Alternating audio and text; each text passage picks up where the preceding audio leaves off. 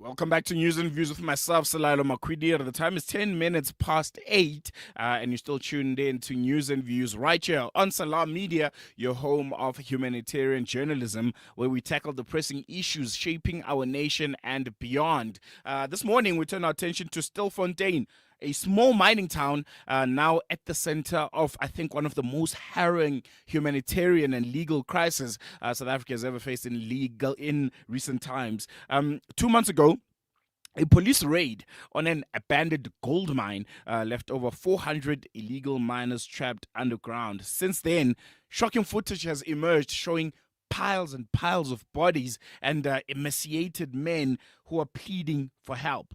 It's a grim reminder of the dangerous and often invisible world of illegal mining, a multifaceted issue tied to poverty, crime, and government inaction, tied with the inaction of these private mining companies, most of which are not even South African. But here's the question: how do we balance the urgent need to save lives with the reality that these miners have knowingly broken the law? And joining us this morning is Bongani Jonas Uhuru, is the National Youth Organizer at Mining Affected Communities United in Action. And they've been on the ground since the crisis began. And they've been quite instrumental in exposing the dire situation underground. But its role is also to raise critical questions about responsibility, accountability, and just the broader implications of South Africa's mining sector. Bongani, thank you so much for joining us on Salam Media. Really appreciate your time this morning. Let's begin by unpacking just what you've seen and experienced in Stilfontein. You've been there since this whole thing started. What can you tell us on what's happening there on that front from your first-hand account? Thank you, Salam alaikum, and thank you to the viewers. We have been here since the 14th of November, but we also need to take note that this incident, Operation Valamkoti, it was only intensified 3 months back, but we should take note that Operation Valamkoti has been in existence for the past year. Hence, we found a dire situation in Stilfontein. Just paint a picture for us on just the current situation at Stilfontein mine. You said it's dire, but just how dire is the crisis underground? You are there. I'm sure you have some means of communication with those that are underground. What are they telling you? What kind of picture are they painting? When I actually said the situation, it's dire. I remember when we start engaging on this issue, government tend to say to communities and leaders who were on the ground to say that those people are not trapped, and those people they are there on a different narrative. But what we had always advocated for as organizations and humanitarian support, we had always advocated that the situation underground, it's a crisis because of we've been receiving letters communicating with people underground, but our government, with its ignorance, they turned a blind eye on this issue. But now I am I appreciate the situation where it has elevated now, because of we are no longer being seen as those who are claiming that people are being trapped. By virtue of since the day yesterday, we have been resuming resurfacing people underground, and you can look at the situation there. Almost now we managed to resurface 107 alive and 51 dead bodies. That would mean that their narrative was to criminalize and also to avoid a situation where we have raised from 2012 to say that this sector needs to be decriminalized and legitimized. So if our government could have listened to us, this situation would have long been avoided. Remember, it's still a responsibility of a mining company to rehabilitate their operations once that has been done. But what we have seen in Stilfontein, and that what we are seeing in other communities where there are plus minus 6,000 derelict mines, that's the current situation. If the government of the day doesn't consider decriminalizing the sector and turning the sector into an alternative economy, it will be continuously be vulnerable to even people who can hijack the space. Mm. What was your last communication with the miners underground? What was the last messages that they've sent to you guys who are above ground? As in we started the day before yesterday, where the situation is all miners want to come up now. They want to resurface. By virtue of when we sent the crane, our volunteers, the Mandla Charles and Shasha Mkwai, those who are volunteering underground, they had indicated that the situation is very bad. And in as much as our government said people don't want to resurface there, people really want to resurface. You can look at the numbers that we have managed to assist coming out of the shaft yesterday. And we also acknowledge the fact that now the narrative is changing slowly but surely. Remember, when something happens in Stilfontein, people kind of entertain things that are not in order. But now things are happening and it's a crisis now. It's a disaster now. I'm imagining what is the minister feeling and other parliamentarians are saying, because of, if you can look at Operation Valamkot, it was not well planned. By virtue of people just decided to go on the shafts and not giving a message to people who are trapped underground to say that, guys, on such a date we are starting with this operation. They just decided to come and do Operation Valamkot. Hence, we are sitting with a situation now where South Africa, we have a genocide in our eyes and in our doorstep.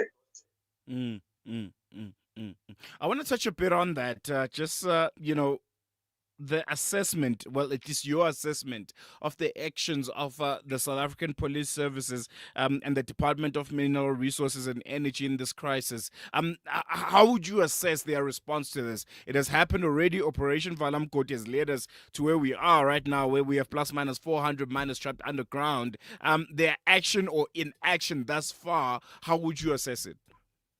As someone that's so close to the situation. First things first, maybe if I might say, I personally, I am very disappointed with the manner in which the Department of Mineral Resources had responded to this issue. Remember, this issue is directly an issue that was supposed to be handled by Minister Kwedemantash. But now we were disappointed because of it. Clearly shows that deploying people without merit into positions, we would have such a crisis. Remember, the same issue happened in Marikana where people were deployed and without a clear mandate and people died just for raising the issue of that they want 12.5.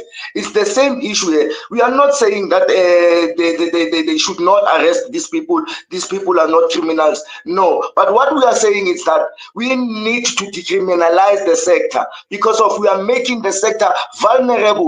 You see, one thing I want to take for the viewers to note, remember, poverty, the same poverty that we are speaking of, it's the one that has created these kingpins. It's the one that has created these people who have gone to work for these kingpins because of desperate. So we as a country, we don't need to turn a blind eye on the current situation that the economy of the country, it's no longer in the hands of the people of the country. And also the wealth of the country, it's not shared amongst the communities of this country. But instead of our Minister of Minerals can opt for taking people from multi and transnational companies. Hence, we are sitting with a situation now in the country where we've got more than 6,000 derelict ownerless mines.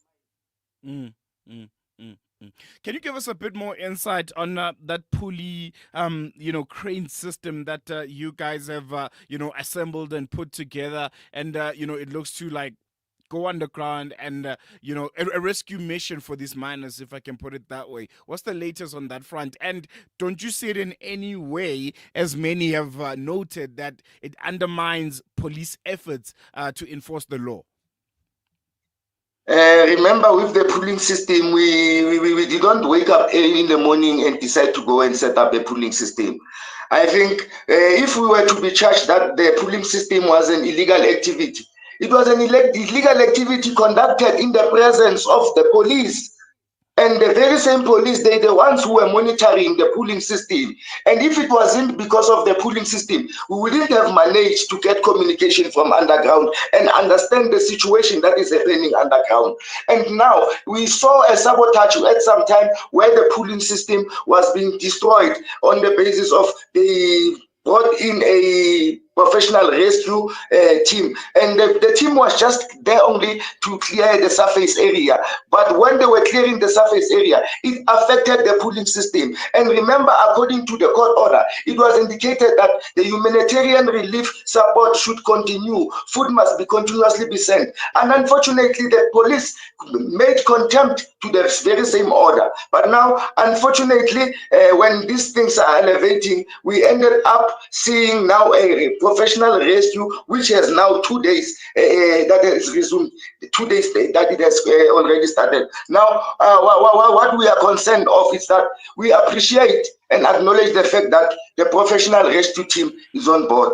But our concern is that the very same company that was recruited to come and do the rescue, it doesn't have clear personnel, because of we had to take our own volunteers to go underground to assist the very same company that was appointed and that was allocated 12 million. So you see, if they are talking of exploitation, exploitation is what this company is doing, because of they don't have personnel, but we have given them our personnel to assist. You see, and that's the current situation that we are facing now. But the pooling system was the actual anchor, was the actual resource and material that we had and we relied on in assisting these communities. But now it's no longer there. They've brought in a professional rescue team, and now I'm still saying the service level agreement of the company that was recruited for the main rescue team, they did not have a clear service level agreement on the basis of people who are underground, ensuring that people are being brought into that cage.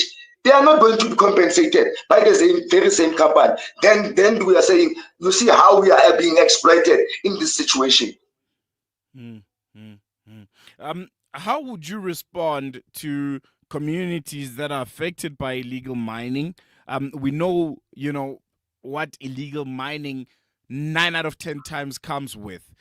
There's a lot of crime, there's a lot of intimidation, there's a lot of illegal activities. How would you respond to communities affected by all of these things who may feel that Macau, your organization's actions, are prioritizing miners over the safety and well-being of law-abiding citizens?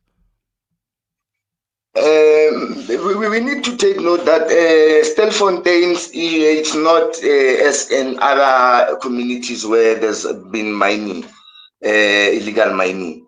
And also we need to also take note that what our advocacy is saying, we are saying we need to decriminalize, legitimize the sector, because of, if you can see what is happening, the thing is, when these mining companies finish mining, they do not rehabilitate. And ours now, our emphasis since 2012 was to say DMRE, they need now to start consulting with communities that have been hosting this mining, for these communities to start doing an alternative economy. And also in the emphasis of artisanal space, creation of an artisanal space, and also creating of an alternative economy. But now our concern is continuously we will be referred to as we want, we are criminalizing or that. But my concern is, where in the books of law is it stipulated that this activity is illegal? There's no such thing as illegal mining. And my concern is, what is the difference between illegal and unlawful mining? That's the narrative that the police are sending out there. But what we are saying is that there's no how that a lion can sit in front of meat and cannot consume that meat, or a lion can sit in front of a springbok and doesn't chase after a springbok. That is what is currently happening, that mining companies have left holes plus minus 6,000 derelict ownerless mines. So that's where now it becomes vulnerable and criminal activities start into coping now. So we need to ensure that DMRE ensures that these mines are closed and are rehabilitated, because of now, by virtue of them being abandoned, it creates a space and it creates a mindset that nobody owns these things and they are just being abandoned there. And the funny part is that with these abandoned mines, there is no fencing. There's not even a sign that says that do not enter, trespassing. That's the shocking news about this issue of artisanal mining. But if we can delve into this matter as mining hosting communities or communities that we can see that there are artisanal or illegal mining activities happening, I think it would be high time that we as those communities, we need to be starting infiltrating those spaces, start to engage with those people. And also we need to ensure that if a matter needs police, let's inform police. I think it's a high time now. We want to show the country that we as MACUA, we have been working with the police on the ground. And we Mm. are going to ensure that if there's a criminal activity that is happening within the space, we are going to advocate that criminals must be arrested. But what we are saying is that we don't need to shy away from the fact that this sector needs to be formalized. Whether you name us and saying that we are spreading wrong information, or whether that we are going to find ourselves in the wrong side, but all we are advocating as MACUA, we are saying we need to decriminalize and legitimize the sector, whether we like it or not, because of 60 billion or so of our economy. It's been made out of this sector. Then the 60 billion that is not even disclosed within the stock exchange. It's a 60 billion that has been rotating in the criminal space. So we are saying if the sector is being formalized, if the sector can be in a position to hire 4,000 illegally, meaning if it's formalized, it can hire more than 4,000. By virtue of it can come to the ground and look at the situation that is happening in Stilfontein. You can see that this activity of illegal mining, it's the bread and butter of the community of Kuma. But now, since everybody has been trapped and this crisis has been happening, you can come and look at the situation. The situation in Daya and the situation here, it's the communities here are poverty stricken. Mm, mm, mm. I think we're going to leave it on that note, Bongani. Thank you so much for giving us your time, and I think unpacking, what's happening in Stilfontein and giving us your first-hand account. I really, really appreciate it. Salaam alaikum rahmatullah. Walaikum salam. Yeah, and I think that's literally at the heart of the conversation when it comes to Stilfontein. How do you navigate the tension between supporting miners, well, illegal miners in this case, as human beings, as people that have a right to life, but also acknowledging the involvement in illegal activity, which ultimately we know is not a secret. The proceeds of illegal mining ultimately go to the purchasing of illegal guns. Ultimately, these guns are used to commit more crime across South Africa. So it's a interconnected network that I think the government and also private sector, we fail sometimes to hold these private multinational mining companies who just abandon these mines, when by law there should be plans to restore the land that they are built on. There should be plans to properly close them down when they've reached their lifespan, the end of their lifespan, but they are not doing that. And ultimately we are left with where we are today, and it's a situation where it's a tricky balancing act. And I think as we conclude this conversation, the tragedy unfolding in Stilfontein leaves us with more questions than answers. It's a stark reflection of the complex challenges South Africa faces. Again, balancing that urgency of saving lives with the necessity of upholding the law, addressing systematic poverty, which Bongani mentioned that is literally at the heart of illegal mining, particularly in Stilfontein. So yeah, I think it's going to be really, really interesting times ahead. And thank you to Bongani, Jonas, Uhuru from MACUA for shedding light on this critical issue. And to all our listeners for staying engaged with news and views. Remember, the conversation doesn't end here. Join us on social media or WhatsApp to share your thoughts. Our line is 061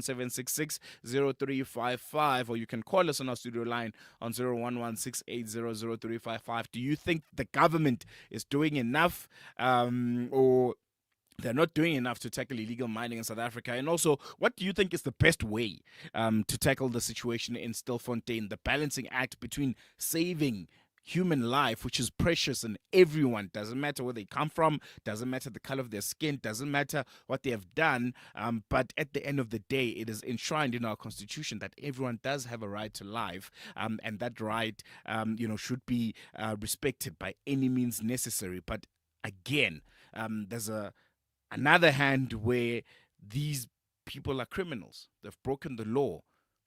Artisanal mining is not legal in South Africa. You're not allowed to. And we know the repercussions of illegal mining. We know the process. We know communities that have suffered immensely at the hands of illegal miners. It's not a secret. So, what do you think is the best way to go about this? What's the best way to go about tackling this issue to make sure that all fronts and all holes are plugged? It's going to be interesting going forward as this dire situation continues to unfold in Stilfontein. And we'll be right here to give you the latest on all that you need to know. We're going to take a quick break. When we come back, we'll be heading over to Nigeria. We'll be speaking to Nigerian-based journalist Imam Shuaib, who's going to be giving us the latest on the Zamfara airstrike tragedy that has left at least 16 civilians dead in the West African country of Nigeria. More on that after this.